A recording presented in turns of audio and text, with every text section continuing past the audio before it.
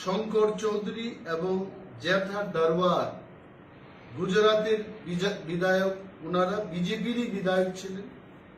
ওনারাও কিন্তু একই ঘটনায় জড়িত ছিলেন। আমাদের বক্তব্য হলো যে পবিত্র বিধানসভায় আজকের সভ্য জগতে মানুষের সাথে কথা না বলে একজন বিধায়ক এইভাবে নীল ছবি দেখবেন, এই ঘটনাকে আমরা নিন্দা জানাব।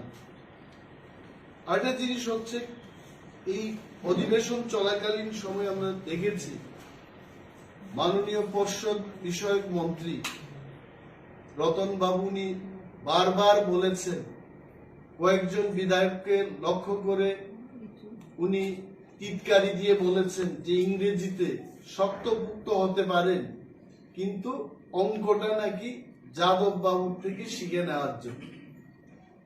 আমাদের প্রশ্ন হলো যে রতন বাবু যে গণিতের কথা বললেন, এটি কি এই গণিত যে সভার মধ্যে বসে নীল ছবি দেখবে, এটি কি গণিত?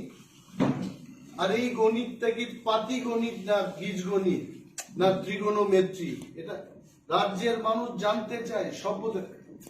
আমরা বা আমি, যাদব বাবু ব্লু ফিল্ম দেখতে পারবেন না এই দাবি করার অধিকার আমার নেই। একটা মানুষের ব্লু ফিল্ম দেখার অধিকার থাকতেই পারে, কিন্তু this is not the place. এই বিধানসভার মধ্যে বসে এই নীল ছবি দেখার জায়গা নাই। এবং সেশন চলাকালীন অধ্যক্ষ মহোদয় কথা বলছিলেন, মাননীয় বিধায়করা কথা বলছিলেন জনস্বার্থে, সেই সময় এই ঘটনা উনি করেছেন। এবং বিশেষ করে ভারতীয় জনতা পার্টির দৃষ্টি আকর্ষণ করে বলবো, যেখানে রাহুল গান্ধী যিনি সাংসদ ছিলেন, কোন একটা নির্বাচনী র্যালিতে একটা কথা বলতে গিয়ে সেই কথার ভিত্তিতে ওনাকে সাংসদ পদ খারিজ করে দেওয়া হলো। তো এখানে মোদিজির ইমেজ নষ্ট হলো না?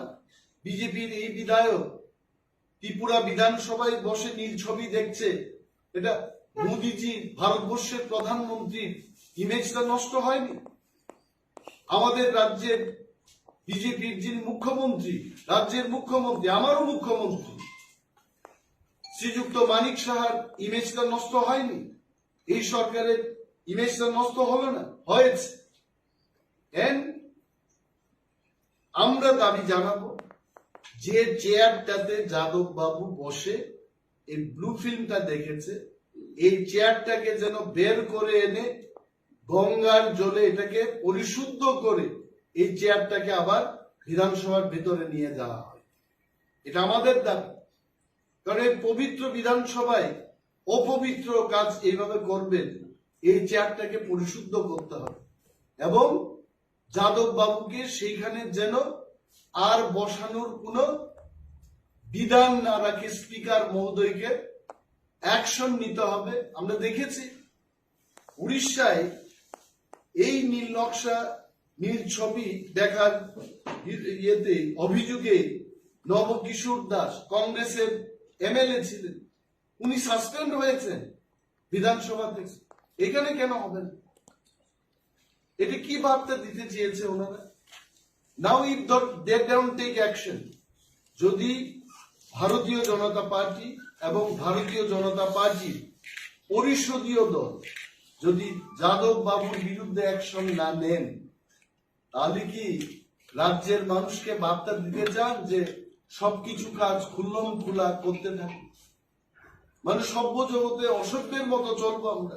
এই বার্তা তো চলে যাবে মানুষের কাছে। আমরা